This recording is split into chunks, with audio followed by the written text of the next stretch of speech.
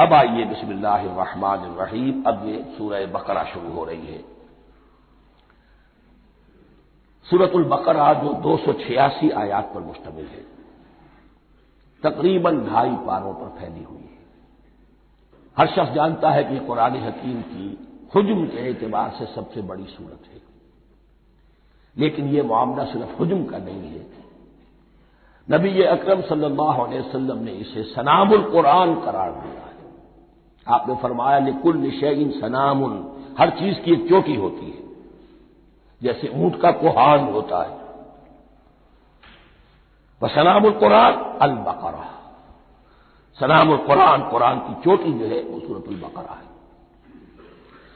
یہ نوٹ کر لیجئے جو میں نے کل آپ کو جو مختلف مکی اور مدنی صورتوں کے گروپوں کے بارے میں بتایا تھا کہ یہاں سے اب پہلی منزل بھی شروع ہو رہی ہے اور پہلا گروپ بھی شروع ہو رہا ہے، اور اس کے ساتھ جو اگلی صورت آئے گی وہ اس کا جوڑا ہے، سورہ آل عمران، جس کی سب سے نمایاں علامت یہ نوٹ کیجیے، یہ بھی الف لام میم سے شروع ہوئی، اگلی بھی الف لام میم سے شروع ہوگی۔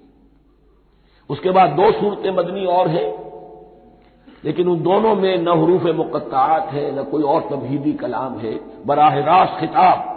سورہ نساء میں یا ایھا الناس اور سورہ مائدہ میں یا ایھا الذین آمنوا، کوئی تمہیدی بات نہیں، کوئی حروف مقطعات نہیں، براہ راست خطاب۔ وہ ایک جوڑا ہے سورہ نساء اور سورہ مائدہ، اور یہ ایک جوڑا ہے سورہ بقرہ اور سورہ آل عمران۔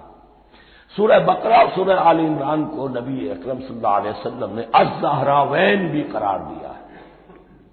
زہرا کہتے ہیں بڑی روشن چیز کو، یہ حضرت فاطمہ رضی اللہ تعالی عنہا کے نام کے ساتھ آتا ہے، فاطمۃ الزہراء، تو زہرا بہت روشن دمکتی ہوئی شے۔ الزہراوین، یہ 2 نہایت دمکتی ہوئی صورتیں ہیں جو قیامت کے دن 2 بدلیوں کی شکل میں ظاہر ہوں گی، حضور نے فرمایا، اور جو لوگ ان صورتوں سے محبت کرتے تھے ان پر سایہ کریں گے۔ اللہم ربنا اجعلنا منہم، ہمیں اللہ تعالیٰ ان میں شامل فرما دے۔ اس سورہ مبارکہ کو 2 حصوں میں تقسیم سمجھیے۔ ویسے تو یہ کہ رکوع آئیں گے، پارے بھی بدلیں گے اس میں، لیکن حصے 2 ہیں۔ پہلے حصے میں اصل روئے سخن سابقہ امت مسلمہ سے ہے، یہود سے، بنی اسرائیل سے۔ دوسرے حصے میں اصل خطاب موجودہ امت مسلمہ سے ہے، امت محمد سے صلی اللہ علیہ وسلم۔ پہلے حصے میں 18 رکوع ہیں، لیکن آیات 152 ہیں۔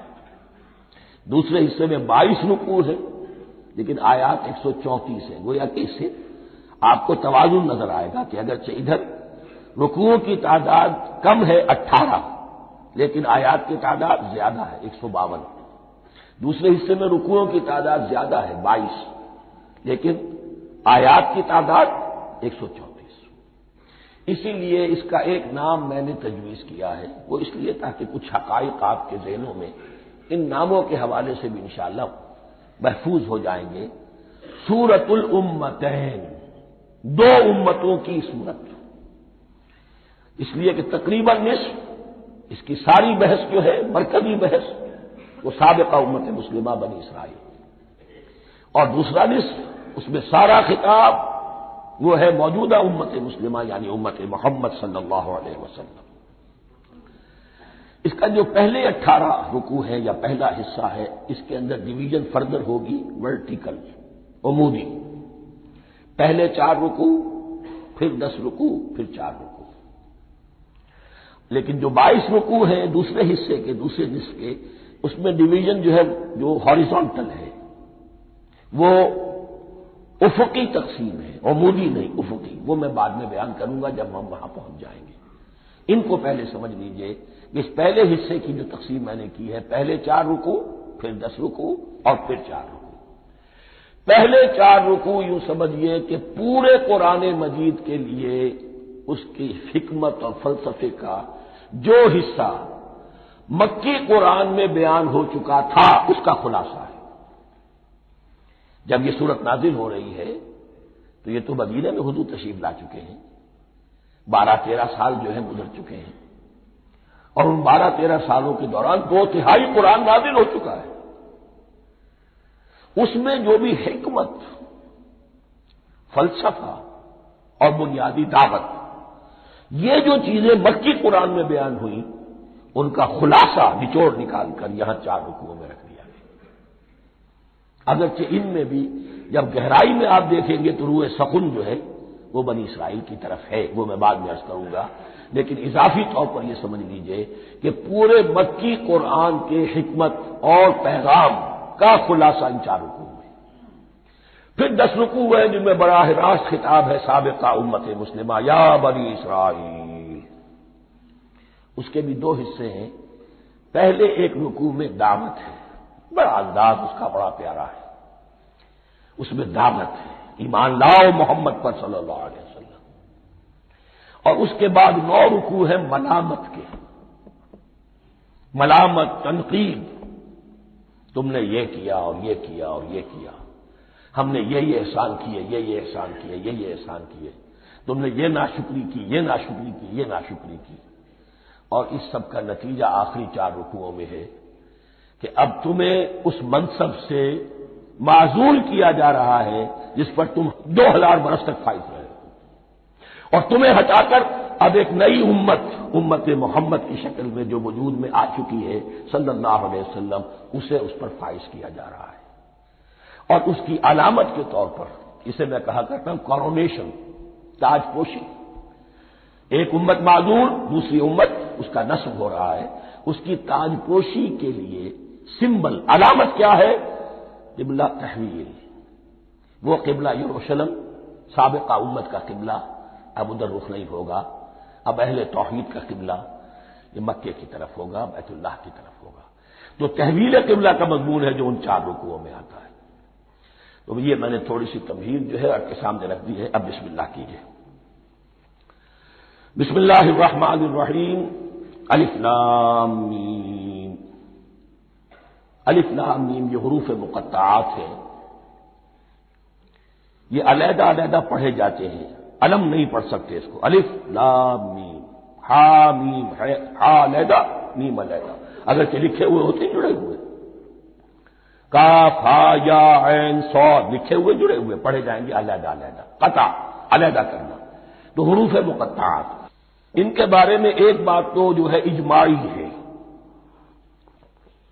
سب کے نزدیک مسلم ہے، ان کا کوئی حتمی مفہوم اور ان کے حتمی معنی کسی کو معلوم نہیں سوائے اللہ اور اس کے رسول کے۔